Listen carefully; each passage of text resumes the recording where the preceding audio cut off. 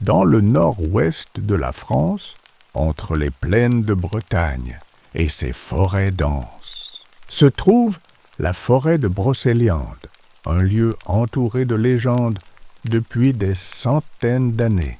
Pour le visiteur ordinaire, elle semble n'être qu'un vaste espace d'arbres étendus, de sols couverts de mousse et de feuilles tombées et de brouillard qui enlacent chaque recoin. Mais quiconque ose s'aventurer parmi ces arbres, la nuit sent immédiatement qu'il y a quelque chose d'autre, quelque chose d'ancien, qu'il observe en silence. Peu savent que Brocéliande a été le centre des récits populaires français, où l'on dit que le magicien Merlin a vécu dans un coin de la forêt et a appris les secrets de la nature, des étoiles et de la terre.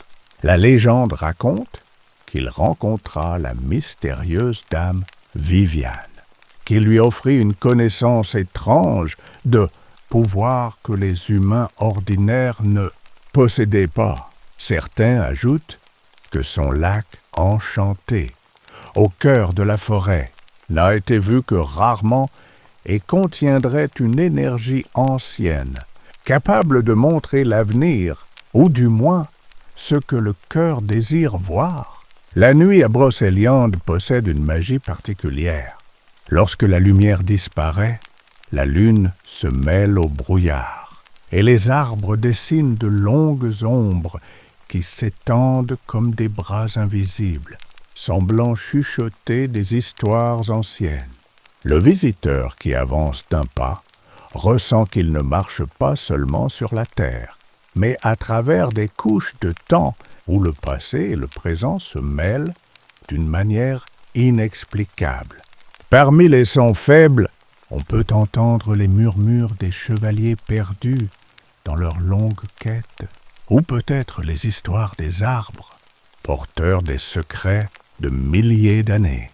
La forêt n'était pas seulement un refuge de légendes, mais aussi un sanctuaire pour la nature sauvage, avec des plantes étranges et des fleurs qui ne poussent que dans des conditions spécifiques le long des lacs clairs.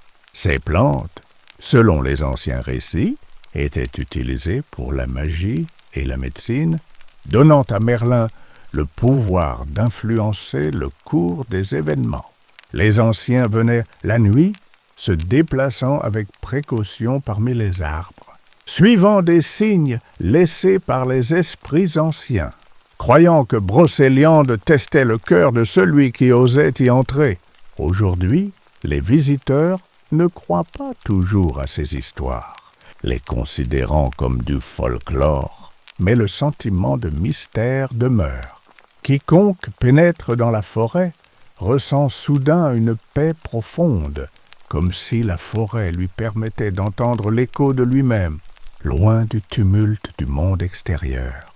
L'air frais transporte l'odeur de la terre humide et de la mousse, et le bruit des feuilles tombantes ressemble à d'anciennes mélodies, autrefois chantées lors des fêtes légendaires, ou peut-être simplement les murmures du vent à travers les branches.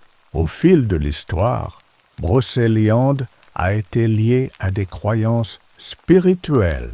Les gens venaient la nuit pour chercher la sagesse ou des réponses à leurs questions profondes. Certains historiens racontent qu'il existe des zones dans la forêt qui n'ont été cartographiées, comme si la terre elle-même les cachait des yeux humains. Ceux qui découvrent ces zones disent ressentir qu'ils se tiennent aux limites entre deux mondes, le monde visible et le monde invisible. Parmi les récits les plus étranges figure le lac enchanté de Viviane. Une nuit de pleine lune, on raconte qu'un chevalier approchant de ses rives vit un reflet qui n'était pas le sien, mais celui d'un esprit ancien lui parlant. Cet esprit, invisible aux yeux humains, laissa une empreinte dans la mémoire et son histoire fut transmise de génération en génération. Ainsi, les légendes se répandirent, chaque visiteur ajoutant ses propres détails, rendant le mystère encore plus profond. Pourtant, Brocéliande n'est pas exempte d'histoires effrayantes. Certains affirment avoir vu des formes se mouvoir entre les arbres, comme des êtres à moitié invisibles, suivant leurs pas avant de disparaître dès qu'on se tourne vers eux. Pour certains, ce sont les gardiens de la forêt. Pour d'autres, ce sont les âmes de chevaliers anciens, ou peut-être simplement les reflets de l'imagination du visiteur. Cette étrangeté fait de la forêt un lieu idéal pour raconter des légendes et filmer des documentaires mystérieux, car elle mélange naturellement réalité et imagination. Dans le silence de la nuit profonde, fermer les yeux devient une invitation à imaginer tout ce qui pourrait se passer à Brocéliande.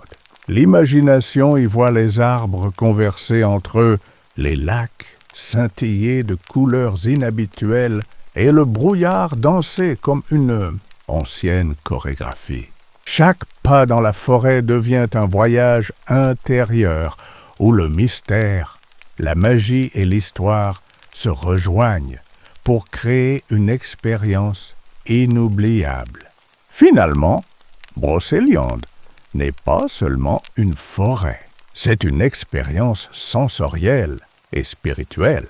Chaque visiteur ressent qu'il entre dans un autre monde, où chaque chose a un sens. Chaque ombre raconte une histoire et chaque murmure du vent rappelle que le monde est rempli de secrets encore inconnus. La forêt reste un lieu de rêve, un refuge pour l'imagination, où l'on peut oublier le tumulte de la vie et plonger dans la sérénité du mystère, écoutant les histoires du passé et embrassant un ancien secret encore non révélé.